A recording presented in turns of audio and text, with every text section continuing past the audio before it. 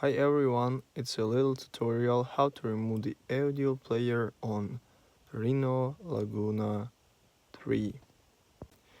You need to insert two plastic pins here, one and another one is here.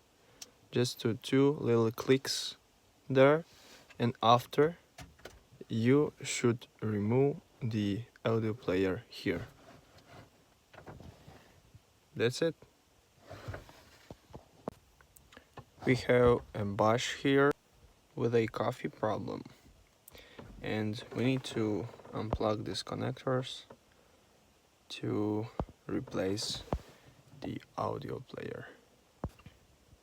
To unplug the connector, you need to push this little plastic thing and move it up. We have two clips from the both sides, one from here and another one from here. The bigger one has another one type of connector, of clip, so you need to push these two things and move it up.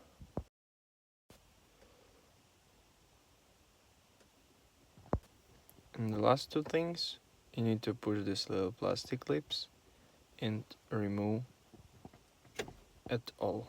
One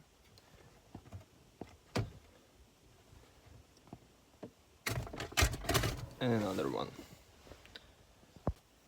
And we have this thing here.